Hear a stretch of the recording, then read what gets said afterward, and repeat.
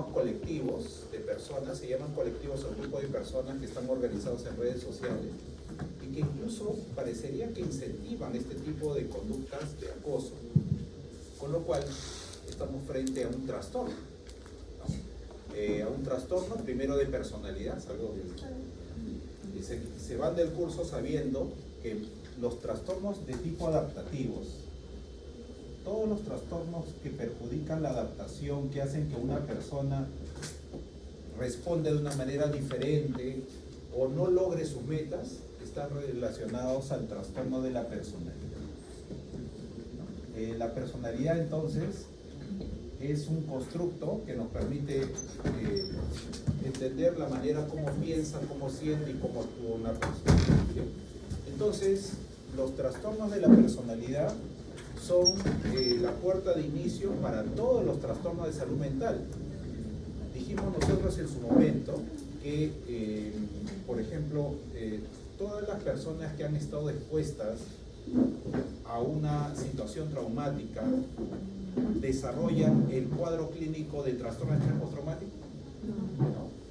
La lectura, como otras lecturas que se van a evaluar, negaban esa afirmación, porque lo que dispone, lo que predispone los síntomas es la personalidad.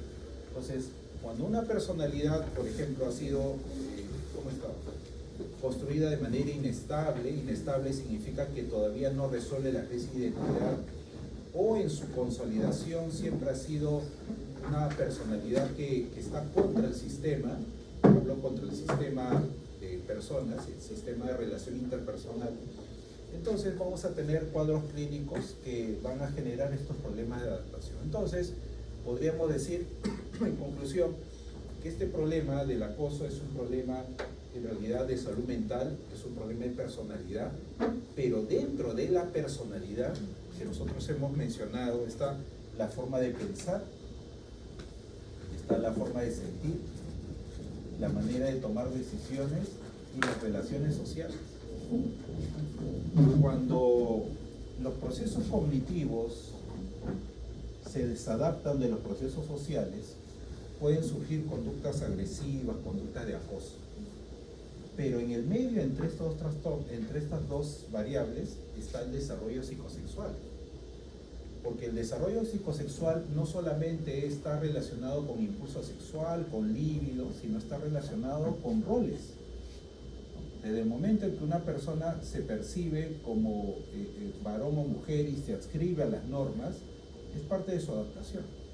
Así es que en el sílabo hemos considerado incluir, a pedido de los médicos psiquiatras también, el tema de las disfunciones sexuales, ¿verdad? Que son los temas que vamos a ver el día de hoy. Disfunciones, aquí está con C, pero con S. Bien. Vamos a ponernos en contexto, doctores, porque es un tema que tiene mucha información, pero también tiene animadversión. O sea, inevitablemente vamos a estar expuestos en algún momento de la narrativa a ciertas situaciones que lindan con la patológico, pero hay que verlo desde el punto de vista médico y desde el punto de vista psicológico, ¿ya? Bueno, les propongo este caso, que lo vamos a leer antes y lo vamos a resolver después de la teoría. A ver, pueden ir leyendo.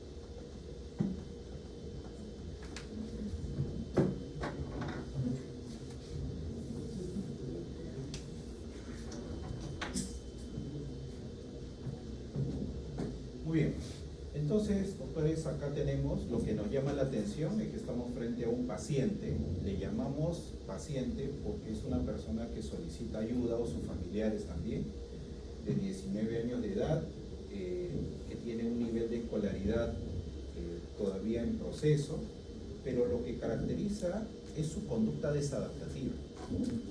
Más allá del nombre que ustedes quieran darle, lo concreto es que su personalidad se expresa a través de conductas desadaptativas.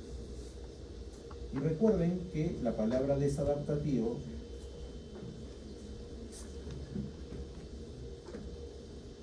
implica conductas de riesgo que ponen en peligro la salud y la vida de la persona y de otras personas. Entonces, si tuviéramos este paciente, cuando digo tuviéramos es porque ustedes también lo puedan tener, inevitablemente hay una pregunta que hay que hacer, ¿no? A estos pacientes se les atiende, se les comprende o se les denuncia. Entonces, el aspecto moral está en juego, pero nosotros tenemos que verlos desde el punto de vista de la patología, ¿ya? Así que el día de hoy vamos a hablar de las disfunciones psicosexuales. Cuando hablamos de disfunción, estamos hablando de desajuste, ¿no? Disfunción significa funcionar mal. Entonces, para comprender un tema tan complejo, voy a comenzar hablando de la construcción sexual y después vamos a entender los trastornos sexuales, ¿ya? Primero, siempre hablamos de la normalidad y después ya entendemos la patología. Bueno, vamos a ponerle nombre a los conceptos. Primero, cuando hablamos de sexualidad, tenemos que ver dos aspectos, el aspecto biológico y el aspecto social. Entonces he creído conveniente citar a la Organización Mundial de la Salud, que no habla de sexualidad, sino habla de salud sexual, ¿ya? Ahí está la primera palabra clave del día de hoy para el examen. O sea, nosotros en el examen, en las atenciones que tenemos a los pacientes, no hablamos de sexualidad, sino hablamos de salud sexual. Vamos a ponerle primero ese nombre. Pero cuando hablamos de salud sexual, ¿estamos hablando de relaciones sexuales o estamos hablando de experiencias sexuales? Son dos situaciones distintas. Usualmente cuando las personas, los profesionales hablan de sexualidad, generalmente están hablando de relaciones sexuales. Pero cuando hablamos de salud sexual, estamos hablando de experiencias sexuales. ¿Cuál es la diferencia? Cuando hablamos de relación, estamos hablando de una interacción entre dos personas. Por ejemplo, dos personas que conversan, una escucha y otra habla, esto es una relación. Pero la calidad de esta relación es lo que nosotros llamamos experiencia. En el momento en que ustedes conocen a una persona, no solamente del sexo opuesto, del mismo sexo, hay una experiencia, hay una interacción. La consecuencia de esa interacción es lo que nosotros llamamos experiencia. Por lo tanto, la Organización Mundial de la Salud dice que cuando hablamos de salud sexual tenemos que hablar de experiencias sexuales. Y las experiencias sexuales, doctores, son resultados de esa interacción. Entonces, la Organización Mundial de la Salud considera que si hablamos de salud mental, estamos hablando de una experiencia sexual que sea placentera, 1, segura, 2, libre de coerción y de violencia. ¿Ya? Ahí están los aspectos centrales, doctor. Con lo cual aparece un concepto que lleva muchas veces a debates, ¿no? Hay sistemas comunitarios religiosos que consideran que la salud sexual está relacionada solamente a la procreación y niegan el tema del erotismo. Hoy le vamos a dar nombre científico a las cosas para que nosotros podamos comunicarnos de esa manera. Entonces la Organización Mundial de la Salud en concreto dice que para que haya salud sexual tiene que haber experiencia sexual segura, placentera y libre de violencia. Esas son las palabras claves, ¿ya? Cuando hay una experiencia sexual que no es placentera, no sería saludable. Si hablamos de una experiencia sexual donde haya violencia, donde una persona somete a otra, que lo vamos a ver más adelante con el término de parafilia, no habría una salud sexual. Entonces, les presento este concepto, ustedes como futuros médicos dicen, muy bien, si igual hablar de sexualidad es un tema muy general, ¿no? A mí me han enseñado a hablar del tema de salud sexual, y salud sexual significa experiencia sexual, no relaciones sexuales. O sea, las relaciones sexuales son diferentes que las experiencias. Las experiencias sexuales tienen que ver con lo subjetivo, tienen que ver con lo emocional. ¿Ya? Bien. Y si ustedes quisieran indagar de dónde nace este marco teórico, les recomiendo dos fuentes, ¿no? La primera es que Alfred Kinsey publicó en la década de los 60, el primer informe sobre la conducta sexual del varón y luego la conducta sexual de la mujer en Estados Unidos. O sea, desde el año 60 se está hablando de experiencias, se está hablando de investigación. Incluso, miren, se redacta informes sobre la salud sexual del varón y de la mujer. Entonces, este tema de la sexualidad vamos a reducirlo por tema de curso al tema de salud sexual. Pero posteriormente Master y Johnson son los que investigaron en laboratorio con población adulta, obviamente, masculina y femenina, cuáles eran las fases de la respuesta sexual. Y ahí está la otra palabra clave. Entonces, hablamos de salud sexual, hablamos de experiencia sexual y vamos a hablar de respuesta sexual. Porque cuando hablamos de desajuste, hablamos de disfunción sexual, doctores, así como decimos, no vamos a hablar de sexualidad, sino vamos a hablar de salud sexual. Cuando querramos nosotros intervenir científicamente frente a un trastorno, la pregunta es, ¿qué voy a evaluar? ¿Qué voy a corregir? Lo que evalúo es la respuesta sexual. ¿Ya?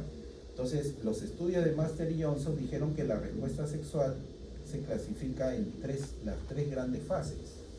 La fase de deseo, de excitación y de orgasmo. Por lo tanto, cuando ustedes reciban a un paciente o a una paciente que tiene este tema de interés o es parte de una patología, usted dice, muy bien, vamos a evaluar experiencia sexual, pero concretamente la respuesta sexual. La respuesta sexual tiene tres fases y en alguna de estas tres fases está el problema de la respuesta sexual. Porque la respuesta sexual también es adaptativa, doctor. O sea, responde a una necesidad. ¿Bien? Ahora que hablábamos del acoso en el metropolitano, y ustedes han escuchado que los trastornos de la respuesta sexual tienen tres fases, y en cuál de ellas podría estar el trastorno de esas personas que acosan a mujeres en el metropolitano.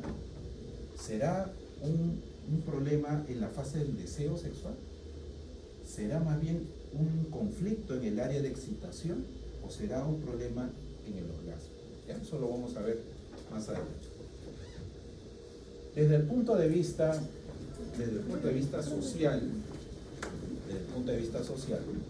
cuando hablamos de sexualidad, estamos hablando de una construcción social simbólica, es decir, que sexualidad es construcción social. Por lo tanto, cuando hablamos de construcción, nos acordamos de la palabra personalidad y efectivamente, la personalidad se construye, la personalidad se va consolidando. ¿Se acuerdan ustedes de la crisis de identidad? Cuando se resuelve la crisis de identidad, decimos entonces que ya la personalidad se está configurando.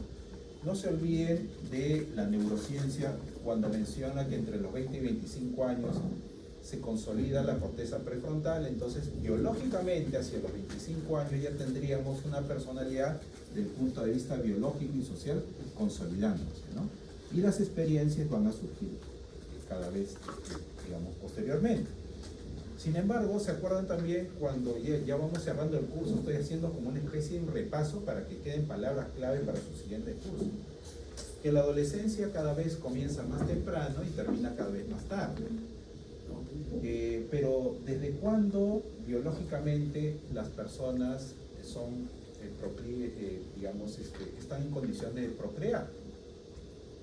Entonces, tiene que ver con la madurez orgánica, pero también de la manera, de cómo está acompañado esa construcción social, ¿no? No es broma, algunas veces me ha tocado ir a provincias y a pedido del director de los colegios, asocian psicólogo y dicen, ah, ya, el psicólogo sí les va a hablar del tema de la educación sexual, y eso también es un mito porque es un tema muy complejo.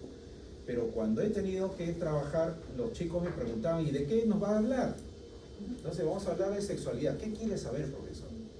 O sea, como que ellos querían informar a la persona que tiene un poco más de... Porque ellos también tienen su construcción social de la sexualidad. Y muchos de los términos que ellos utilizan en su argot son adquiridos como verdades, ¿no? Por eso es que es importante que dentro del vocabulario de sexualidad, y ustedes los médicos creo que tienen más preparación, hay que darle nombre a la parte biológica y a la parte fisiológica. Bien, ahora, ¿qué es lo que tenemos que saber desde el punto de vista social? Que cuando hablamos cuando hacemos la anamnesis, hablamos del sexo, ¿no es cierto? Es el sexo biológico. Pero vamos a ver que hay un trastorno más adelante que se llama el trastorno de la disforia de género, que antiguamente se llamaba homosexualidad. Ya el concepto de homosexualidad no existe, pero existe lo que se llama una disforia de género, según el DSM-5, ¿no? Según lo que dice el profesor. Entonces, la estructura de la personalidad, desde el punto de vista de la sexualidad, se va construyendo, ¿ya? ¿Y cómo se construye? Se construye a partir de modelos de todo. Es decir, podríamos entender que las personas que tienen algún conflicto en el área psicosexual ha sido adquirida producto de sus relaciones con otras personas. Entonces no se olviden de este gráfico, que todo lo que es relacional construye, ¿no? Es decir, por ejemplo, no sé si en algún momento ustedes están ahora trabajando con compañeros que los conocieron en el primer ciclo o se conocieron ya durante su proceso de formación. Estas relaciones se van consolidando. Entonces tendríamos que encontrar aquí la respuesta al tema de la identidad de género, ¿no? La identidad de género es una construcción social, no es una construcción biológica. Y podría hacer algunas preguntas, como por ejemplo, ¿cuántos hombres hay aquí en este gráfico?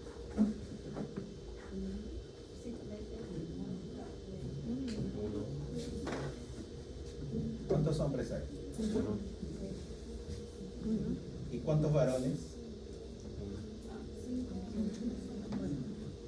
Cuando se habla de hombre, se está hablando de todo, ¿no es cierto? Y es varón y mujer, female, dicen también los códigos en la publicación. Bien, cuando, no sé si a algún momento usted ha ido a lo que se llama un baby shower. ¿La asistencia mayoritaria es masculina o femenina? Femenina. Femenina. ¿Y para qué sirve el baby shower? ¿Qué función cumple? Generar incluyente a la familia de género o Okay. ¿Y qué hay alrededor de esa reunión? Debe haber un protocolo ya establecido. Las personas que van al baby shower, ¿qué deben hacer? ¿Qué protocolo deben cumplir? Llevan un regalo. ¿Y ese regalo está en función de qué? Del sexo del bebé. Ya. Y si es una nena, bueno, supongo que hacen el baby shower cuando ya tienen la respuesta, ¿no? Y hay baby shower donde no se sabe el sexo del bebé. No se hace. Generalmente no se hace. Bueno, ¿y de qué color es la prenda que ustedes llevan si se trata de una mujercita? ¿Y si es de un varón? ¿Y si la familia del papá es hincha del Boys? Para los caballeros que sepan, el color de la camiseta debe ser rosada. Se ponen así. Y si la mamá del niño, de la niña en este caso, ha sido futbolista femenina y considera que el color azul podría ser el color de sus amores, ¿no? El color crema, de acuerdo a la hinchada. Entonces, doctores, todo eso se construye. He conocido casos, por ejemplo, de personas, de señoritas chicas que han estudiado en colegios femeninos, que no se les permitía usar buzo, tenían que usar falda. Entonces hay una serie de situaciones que lo que buscan es crear una identidad. ¿Ya? Ahora, comenzamos. Cuando hablamos de las funciones de la sexualidad, si entendemos muy bien las funciones, vamos a poder comprender cuáles son las disfunciones. Bien, para nadie es un secreto que desde el punto de vista biológico, la principal función de la sexualidad es la multiplicación de la especie, ¿no? Pero cuando ustedes conocen a una pareja que tiene 3 años de casados o 4 años de casados y no tienen hijos, socialmente, ¿qué ocurre? Comienzan a hablar, a preguntar, ¿no? ¿Por qué no tienen niños? Hay parejas que deciden no tener niños y tener mascotas. Por eso las mascotas se convierten en eso se llama relación objetal, tiene un sentido muy importante en la vida de la pareja. Ahora, si no se puede tener niños, ¿a quién mira como sujeto del problema? A la mujer. ¿Por qué será? ¿Cuál es la explicación? Fertilidad. Y la infertilidad masculina ha aumentado. Sí, pero nadie sabe. ¿Y por qué ha aumentado? Por la temprana ingesta de psicoactivos. Entonces, señores, hablar de la salud reproductiva ya es un problema. Aquí ya hay un problema. En segundo lugar, ¿se acuerdan que la Organización Mundial de la Salud decía que para que exista salud sexual tiene que haber experiencia sexual? Y tiene que haber una experiencia sexual que sea placentera. Estamos hablando de la parte del erotismo. Porque este tema, doctores, es lo que encierra el tabú. El tabú no está aquí, el tabú está aquí, ¿no? Porque hay sistemas sociales, personas que consideran que el placer en el cuerpo es pecaminoso, ¿no? Y aquí podríamos estar hablando de diferentes expresiones, pero lo importante es que toda persona mentalmente sana sepa reconocer cuáles son las zonas erógenas del cuerpo. Los niños lo reconocen desde que son muy pequeños, ¿no? Incluso hay publicaciones web del psicoanálisis que habla de la relación entre la psicopatología y el problema en las diferentes etapas del desarrollo psicosexual. Incluso antiguamente se hablaba que el tacaño, lo que nosotros conocemos como la personalidad del tacaño, es una persona que le cuesta desprenderse de la cosa. Y habían propuestas tan creativas, imaginativas, que habían estudiado las etapas del placer. Por ejemplo, la primera etapa del placer en la persona está en la boca, que es la parte de la succión, ¿no? La parte oral. Y luego venía la etapa genital y decían pues que el tacaño era una persona que había tenido una crisis en la fase anal retentiva, porque le costaba expulsar, por eso retenía, que ese es lo que a la larga es el tacaño, que le cuesta soltar. Entonces, cuando existe una pareja sexual, la pareja debe comunicar a la otra persona cuáles son las zonas erógenas del cuerpo, y eso implica una actividad de comunicación donde se tiene en cuenta el tema del erotismo. ¿Ya? O sea, no, el problema es que no se le sabe llamar, ¿no? A veces se piensa, por ejemplo, que el tema de vamos a ver en algún momento los trastornos del deseo sexual, del orgasmo, y hay parejas que van a terapia porque una de los miembros de la pareja no le ha comunicado lo que siente durante el acto sexual. Y lo que se ve en la terapia, esto lo digo por colegas, porque que son especialistas en el tema, que hay parejas que han crecido, se han desarrollado como pareja, ¿no?, sin conocer cuál era la experiencia orgásmica del otro o de la otra. ¿Por qué? Porque no sabían comunicarse. Y muchas veces el orgasmo lo lograban por la automanipulación. Entonces, por eso, doctores, que el tema de salud sexual es importante reconocer. El erotismo es el reconocimiento de las partes del cuerpo, de las partes erógenas del cuerpo. Bien. Algunas veces se ha hecho la pregunta si existe una probabilidad de saber cómo va a ser la adaptación sexual de las parejas. O sea, cuando comienzan a salir y luego son enamorados, obviamente, y hay un acercamiento afectivo. Se ha observado, por ejemplo, que las parejas ya tienen un modelo de relación sexual. Ojo, no estoy hablando de experiencia todavía, sino de relación sexual. Y se ha observado que los jóvenes, hombres y mujeres, que han visto a sus padres tomarse de la mano, han visto a sus padres mirarse, han visto a sus padres besarse, van con ese modelo a su relación, a su siguiente relación como hijos.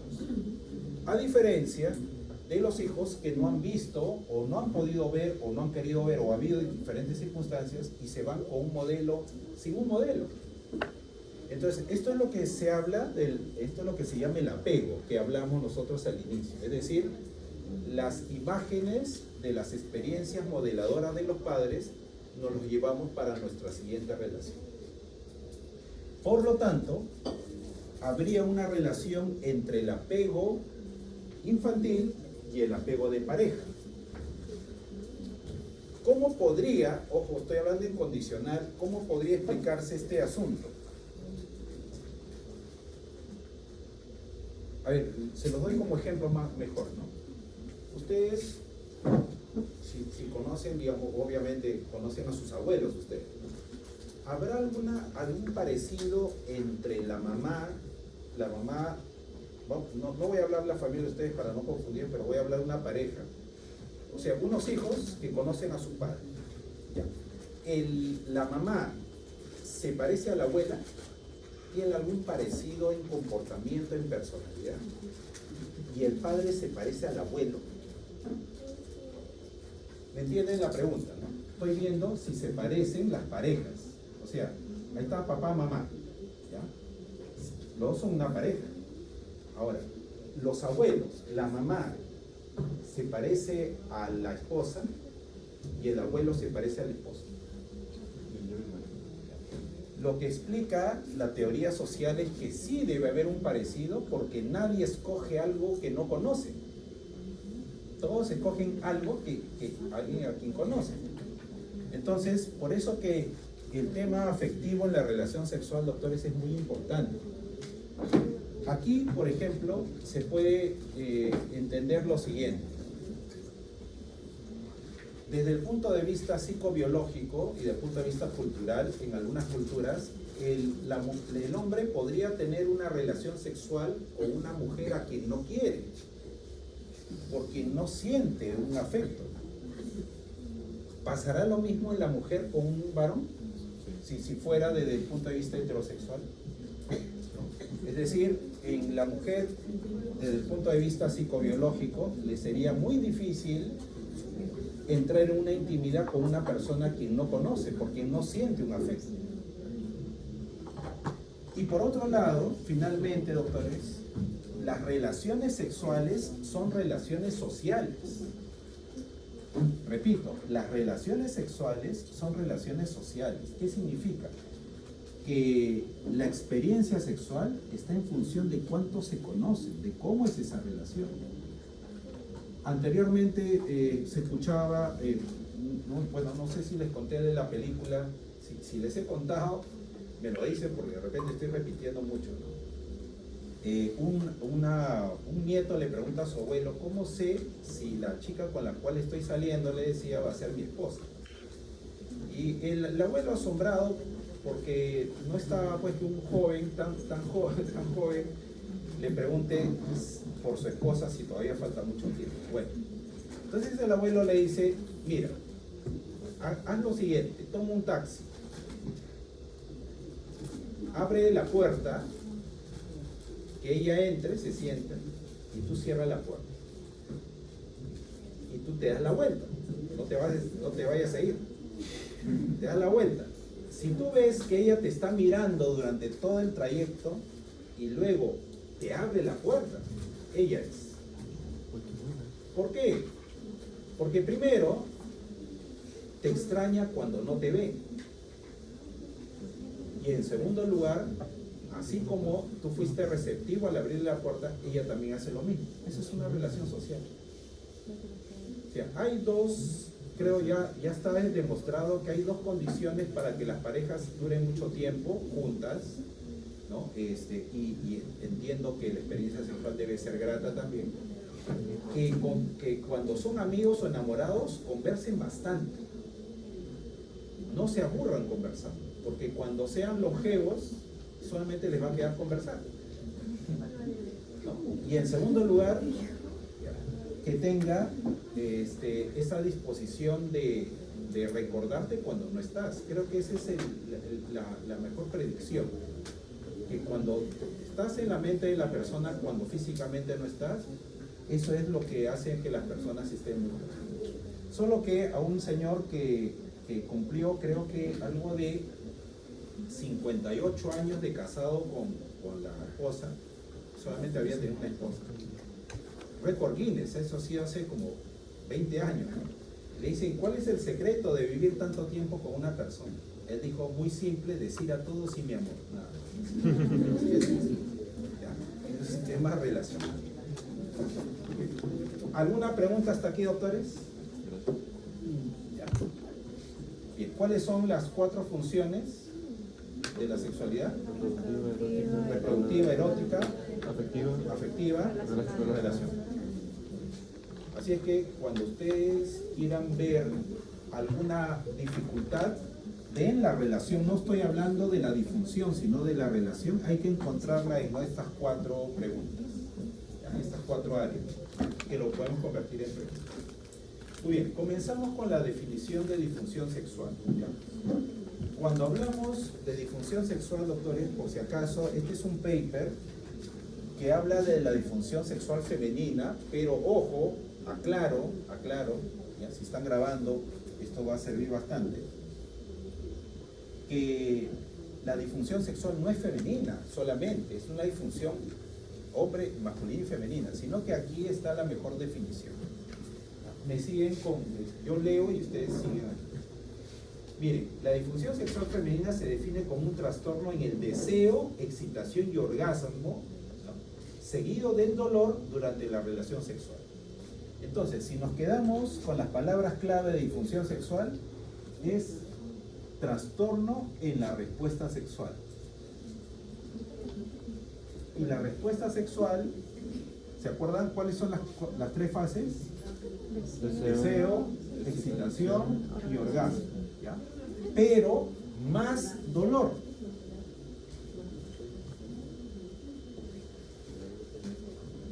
Es decir, cualquier experiencia sexual donde existe dolor, como lo vamos a ver, la dispareunia o el vaginismo, es incluida dentro de las disfunciones sexuales. Dice que genera estrés personal y tiene impacto en la calidad de vida de la persona. Es decir, las disfunciones sexuales no solamente son problemas físicos, sino también generan estrés y generan dificultad en la calidad de vida de las personas.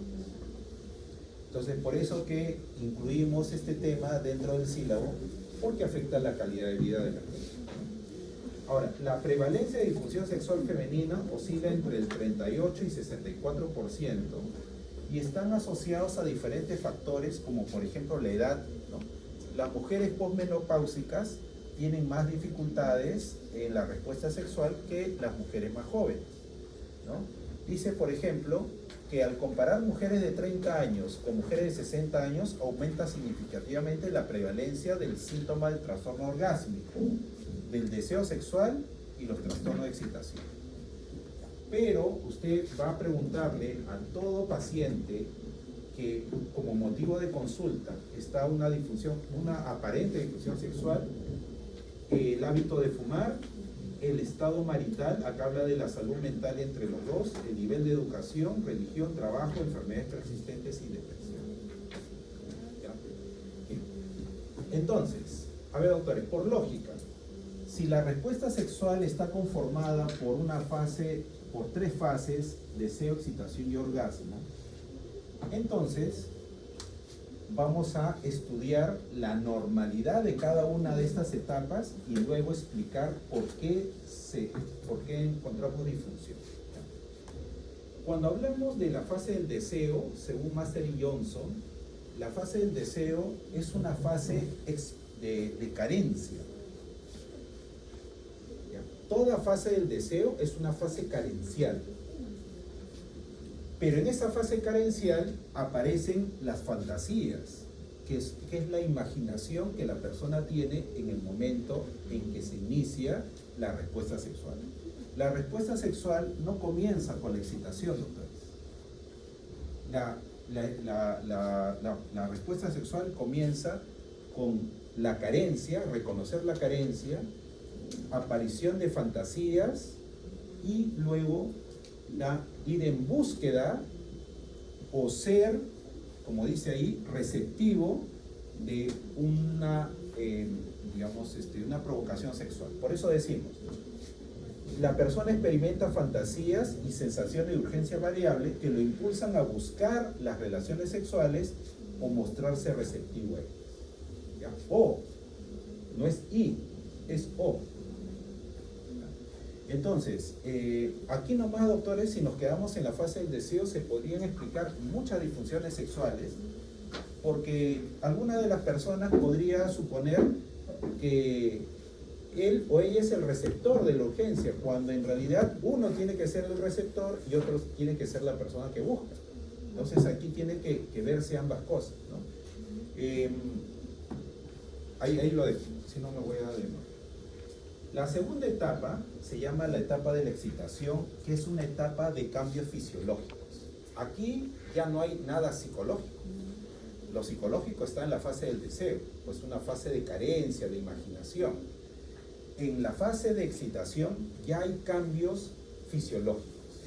Y los cambios fisiológicos son a nivel de la vasocongestión, donde la sangre se conduce hacia los genitales, ¿no? Generando una serie de cambios que la fisiología considera como necesarias para que la excitación cumpla su función. En el caso del varón, la vasocongestión genera una erección, y en el caso de la mujer, la vasocongestión genera lo que nosotros llamamos la lubricación. La tumefacción primero y luego la lubricación. Entonces, cuando hay un problema a nivel de respuesta sexual, la mayoría de pacientes consultan por los cambios fisiológicos, no por la fase del deseo. La fase del deseo siempre es previa y muchas veces vamos a mejorar la situación de la excitación educando a la persona en la fase del deseo. Por lo tanto, cuando hay algún problema en la fase de la excitación, vamos a ver más adelante que es un problema en la erección y un problema en la lubricación vaginal. La tercera etapa se llama la etapa del orgasmo, que es una fase resolutiva. Acuérdense, deseo es carencia, luego, o carencia y provocación, luego hay aumento de actividad fisiológica y luego se llega al máximo de la respuesta sexual para luego generar la descarga, ¿no? Entonces, en el caso del varón existe una inevitabilidad eyaculatoria y en el caso de la mujer, espasmos. ¿Ya? Es lo que el paciente debe conocer. Entonces, ¿cuáles serían los trastornos? Ahora que hemos visto en qué consiste la etapa del deseo, que es una etapa de carencia y provocación, una etapa de cambios fisiológicos y una etapa de máxima excitación, Ahora vamos a ver cómo están clasificados los trastornos, doctor. Miren, según el DSM-4, si hay una pregunta, la hacen y ya yo puedo responder. Miren, según el DSM-4, las disfunciones sexuales tenían cuatro tipos. Los trastornos de la fase del deseo, excitación y orgasmo, y finalmente los trastornos sexuales por dolor.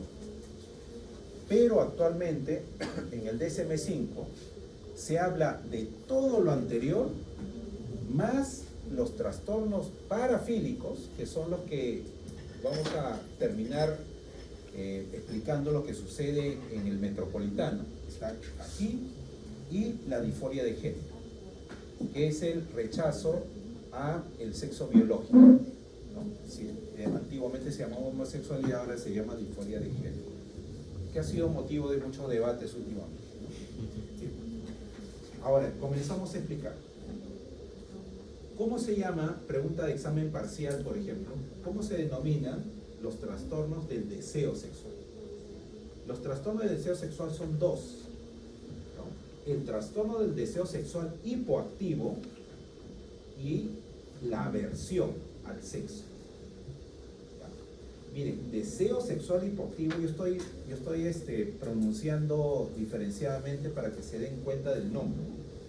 Deseo sexual hipoactivo y aversión al sexo. Cuando hablamos del deseo sexual hipoactivo, hablamos de la ausencia o declinación. Ausencia o declinación. No hay rechazo, ausencia.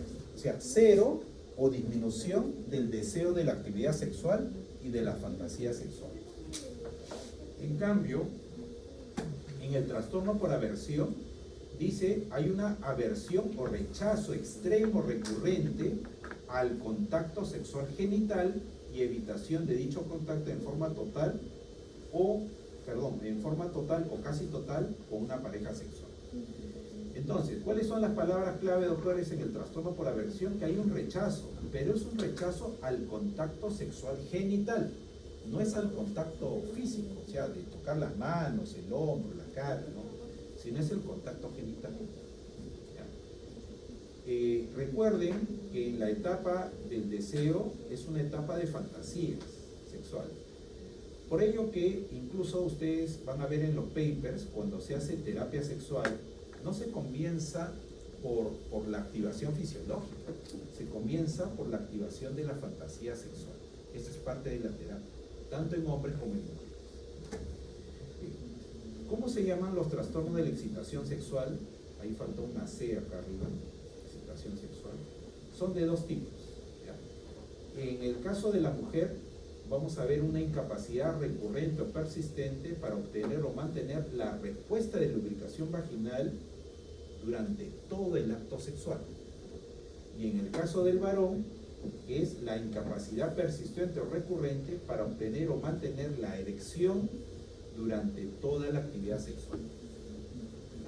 Es decir, el tema de excitación pasa por erección en el varón y lubricación en el caso de la mujer, pero durante todo el acto sexual.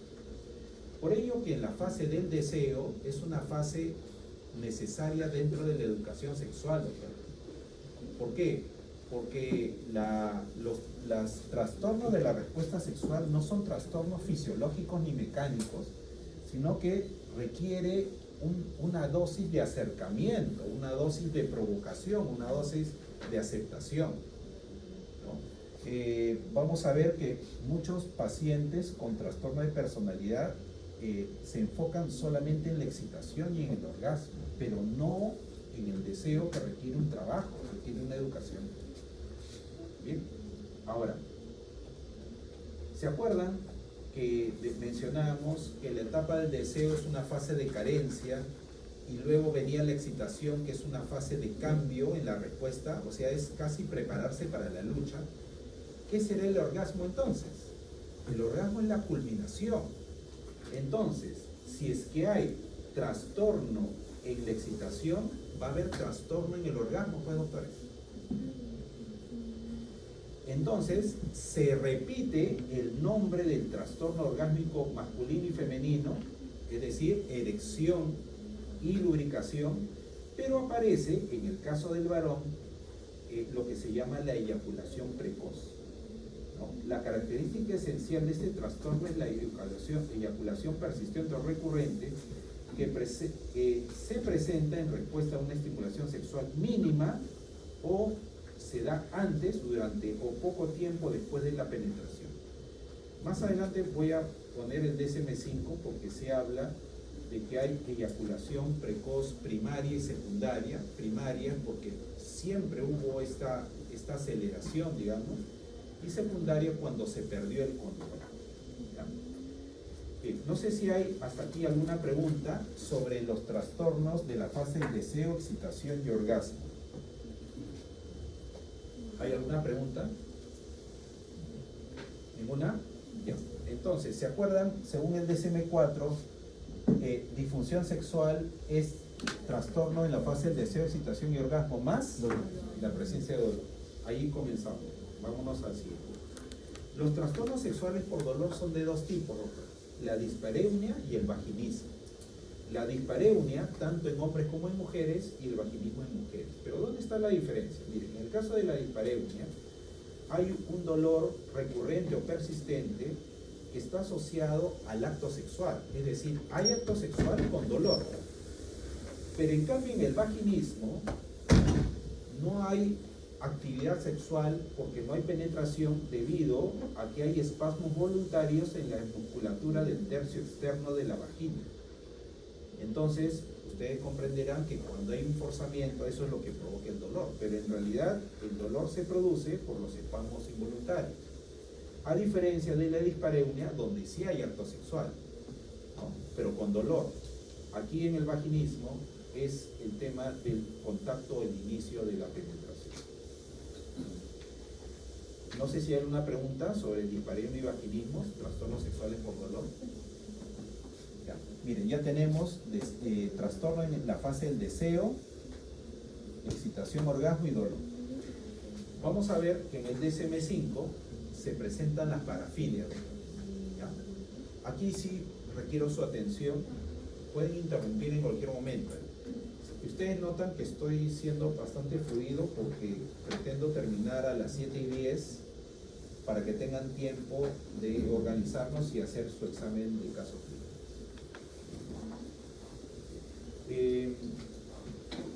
Si nos quedamos con lo que dice el manual diagnóstico de DSM-4, tendríamos el modelo que usted recibe a un paciente, dice, a ver, toda disfunción sexual es un trastorno de la respuesta sexual, ¿verdadero o falso? Repito la pregunta. Toda disfunción sexual es un trastorno de la respuesta sexual, ¿verdadero o falso? Falso. Porque la respuesta sexual es deseo, excitación y orgasmo, pero también puede haber dolor. ¿Ya? Y ahí terminaría, ¿no? Para el DSM-5 hay disfunción sexual cuando existen parafilias. Las parafilias, doctores, son disfunciones sexuales, pero en el que debemos ver con cuidado las fases de la respuesta sexual. Los pacientes parafílicos son pacientes que tienen conductas aberrantes. ¿Pero conductas aberrantes para qué? ¿Para tener orgasmo? No, doctores. ¿Conductas aberrantes para, digamos, aumentar su fantasía? Tampoco. El problema de los pacientes parafílicos es que tienen conductas aberrantes para lograr excitación sexual. ¿Ya? Entonces, lo que dice aquí, por ejemplo, estos trastornos, ¿ya?, implican el no consentimiento de la pareja. Ellos pueden frecuentemente asociarse a problemas legales y sociales. Por lo general, los pacientes parafílicos no experimentan su conducta como patológica, considerando, muchos de estos pacientes consideran que son objeto de incomprensión. ¿Ya? Otros pacientes experimentan sentimientos de vergüenza y culpa, ¿ya?, y presentan sintomatología ansiosa y depresiva. A menudo los pacientes parafílicos presentan disfunciones psicosexuales y es frecuente hallar entre ellos marcada inmadurez emocional. ¿Ya? ¿Cuáles son las parafilias más frecuentes? Vamos a ver Vamos a explicar rápidamente, pero quiero que tengan en cuenta, doctores, que las parafilias son el conjunto de conductas aberrantes que el paciente tiene para lograr excitación. Ojo, para lograr excitación. No es, vamos a ver más adelante, no es necesariamente que el paciente quiera tener relaciones sexuales y menos experiencia sexual, ¿no? Lo que quieren simplemente es utilizar esa conducta para lograr excitación. Por ejemplo, los pacientes exhibicionistas son pacientes que tienen como conducta el mostrar los genitales a una persona que no consiente, a un desconocido, ¿no? Y el paciente muchas veces, digamos, logra la excitación ante la sorpresa, ante el rostro de sorpresa de la otra persona, y en algunos casos el paciente se masturba luego. O sea, el acto, digamos, que busca excitación sexual es mostrar los genitales y recibir la sorpresa de la persona que está observando. Ese es lo que genera la excitación en el caso del exhibicionismo. En el caso del fetichismo, se habla de fetichista aquella persona que para lograr excitación sexual se acopia o tiene contacto con fetiches, que son artículos que en sí mismos no tienen una representación física, pero sí están asociadas, como por ejemplo ropa interior femenina, zapatos, y algunas veces los pacientes incluso pueden coleccionar uñas y cabello de las otras personas para lograr la excitación sexual. Es decir, aquí es la excitación, pero traducida en objetos. En el caso del metropolitano, aparte de esta respuesta parafílica de exhibicionismo, también se puede ver el froteurismo. En este caso, la persona logra la excitación por el contacto, ¿ya?, con una persona que no consiente. Esto tenemos que ser bastante precisos, doctores, porque si es una pareja que en su interacción íntima el varón frota unas partes de la pareja, ¿eso sería froteurismo? No. ¿Por qué? Porque en ese caso la persona sí consiente, la otra persona consiente, en este caso con una persona que no consiente. Es decir, el paciente froteurista no busca tener relación sexual, sino simplemente excitarse por el contacto. En el caso de la paidofilia, ¿no?, en vez de pedofilia, paidofilia es lo más recomendable. En el término, digamos, el término adecuado es paidofilia, el término aceptado, ¿no? No solamente es el acto de tener una relación sexual con un menor, sino que existan fantasías sexuales. Hay un video, no sé si está aquí, a ver, voy a buscarlo. Ustedes veían la película donde había un residente de medicina que tenía una habilidad diferente, que era Asperger, me acuerdo. ¿Cómo se llama ese programa? A ver, vamos a ver. Me acabo de acordar.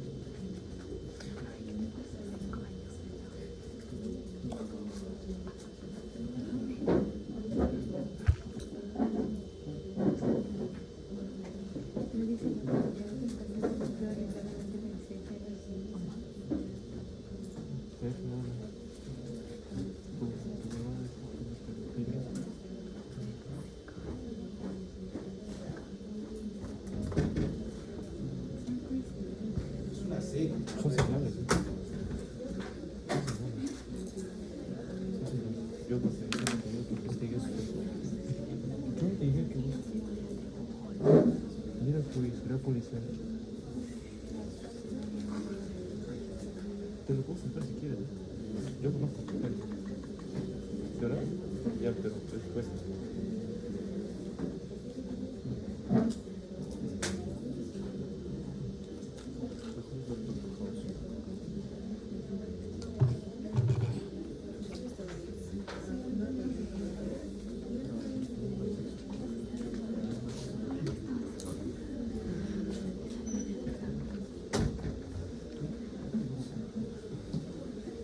Ya. Bueno, no le encuentro, me va a ser un poco difícil de buscarlo, de encontrarlo, perdón.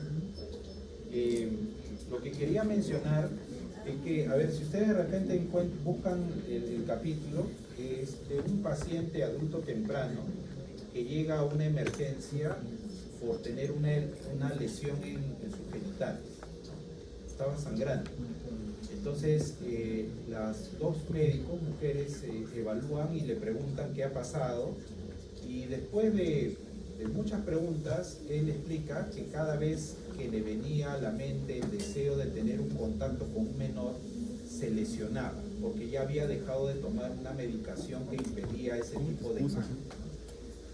Y él decía que tenía sobrinas y sobrinos, pero el solo hecho de imaginar, por eso que les decía en el tema de la paidofilia, no es solamente el acto sexual con niños, sino la fantasía, se lesionaba, ¿no? Entonces los médicos no sabían qué hacer en ese caso, si era internarlo o darle un tratamiento externo. Bueno, el paciente se escapa. Entonces, ¿qué hacen los médicos? Inmediatamente denuncian, pues, para evitar que haya un problema de ese tipo. Y encuentran a la persona nuevamente, lo encuentran después ya con otra lesión además, ¿no?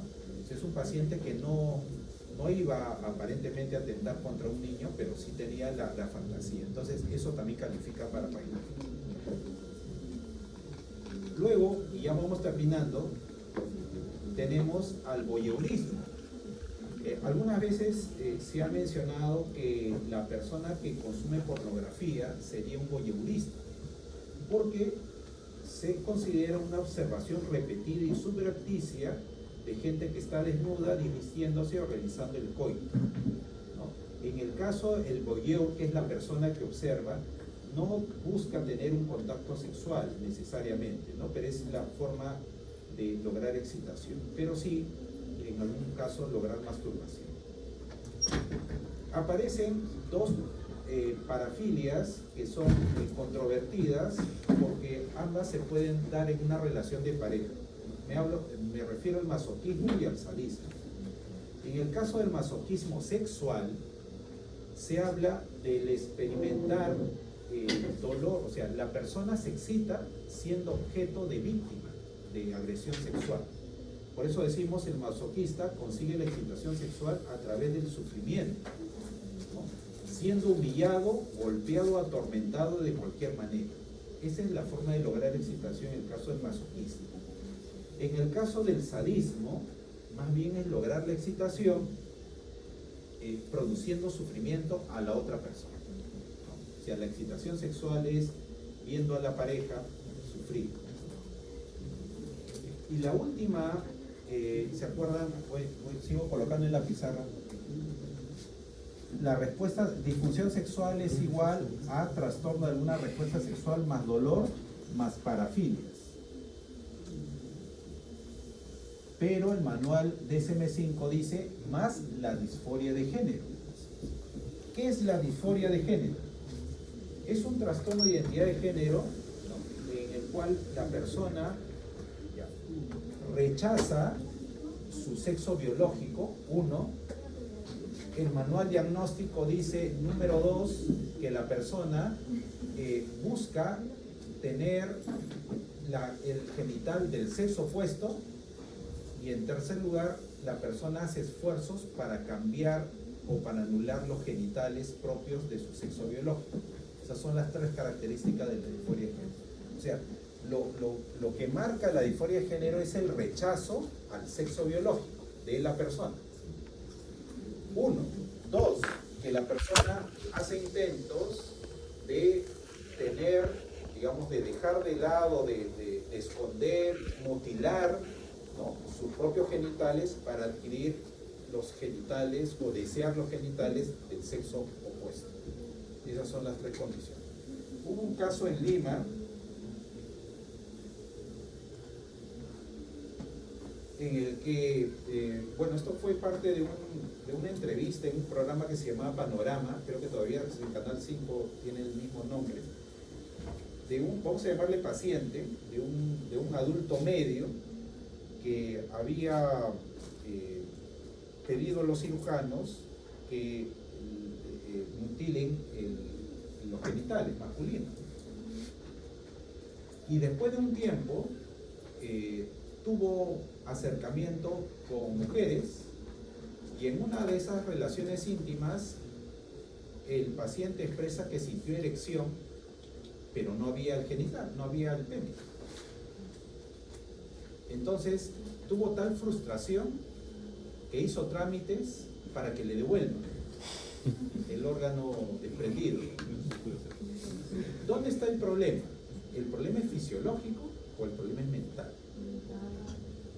Ya, ahí se generó la controversia. Pero de base estaba la disforia de género. En ese tiempo no había esta denominación.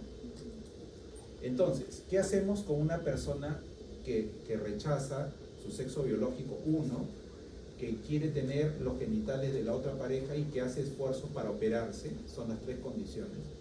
Aquí tenemos que ver un problema de la personalidad, ¿no? Que es un problema de aceptación. Pero dentro de la categoría diagnóstica también forma parte de las disfunciones sexuales.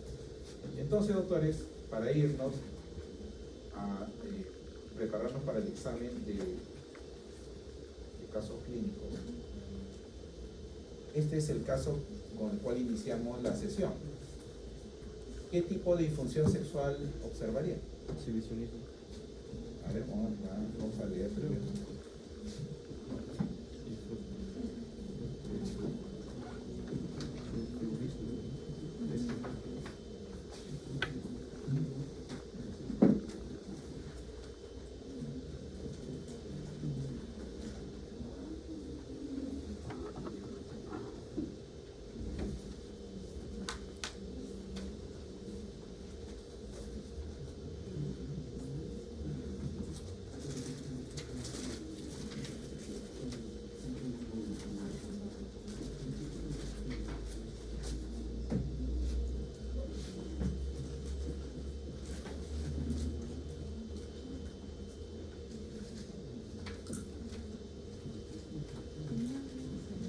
Muy bien. A ver, vean la pizarra. Si vamos a ver disfunciones sexuales, ¿qué tipo de disfunciones vemos? Vemos trastorno de la respuesta sexual. ¿Sí, no? ¿Sí? ¿Cuál? ¿Cuál sería? ¿De excitación? Ya. Interesante, doctores, porque hemos dicho que en las parafilias lo que el paciente busca es lograr excitación con conductas aberrantes, ¿verdad? Muy bien. Y acá vemos conductas aberrantes, pero no es un problema de la excitación fisiológica. El problema de la excitación, como lo hemos visto, es el tema de la erección y la lubricación, es decir, el cambio en el estado físico del organismo. Las parafilias no son trastornos de la excitación, doctores, son parafilias. ¿Ya? No hay que confundirlas. Ahora, entonces, vemos un problema en la fase del deseo, excitación y orgasmo, no va por ahí. ¿Vemos la presencia de dolor? Tampoco. ¿Vemos disforia de género? Tampoco. Es un problema de parafilia. ¿Qué parafilia vemos? Parteurismo. Ya, uno. Sadismo. Sadismo. Excelente. ¿Qué más? Masoquismo. Masoquismo o sadismo. Sadismo. ¿No? Porque el masoquista es la persona que se excita siendo víctima de la agresión. Vemos más bien que la persona tiene excitación golpeando a otras personas. ¿Vemos voyeurismo también o no? Sí. Sí, correcto. Fetichismo. Fetichismo también, correcto. ¿Ya? Bien, y lo que más llama la atención, doctores, porque este es un caso, está en la fuente donde hemos extraído el caso clínico. No solamente hay un tema relacionado con la sexualidad, sino está relacionado con la formación de la personalidad. Sus padres, cómo lo trataron, o sea, el padre, ¿no? la madre, y sobre todo su conducta antisocial, ¿no? Pues se escapaba, se burlaba de los profesores. O sea, vamos a ver, doctores, que los pacientes con trastornos psicosexuales tienen problemas en la personalidad, sobre todo los pacientes con parafilia, que es con el cual abrimos nosotros la sesión del día de hoy. estas personas tienen trastornos de la personalidad, ¿no? Son personas que manipulan, incluso, como dice ahí en el texto, en la noticia estaba leyendo, se han organizado en grupos de Facebook, dice. La existencia de grupos en Facebook donde sujetos realizaban publicaciones en las que inducen a hostigar sexualmente a mujeres. O sea, acá hay un trastorno, pues, doctor. La base no es el problema sexual, la base es el problema en la personalidad. La personalidad es antisocial. Verifica, por favor. ¿Y qué hacen con esos pacientes si van a la consulta? Tienen que atenderlos, ¿no? Muy bien, ¿alguna pregunta, doctores, sobre la última clase? Sobre disfunciones sexuales. ¿Ninguna duda? Perfecto. Entonces vamos a tener tiempo para lo siguiente. A ver,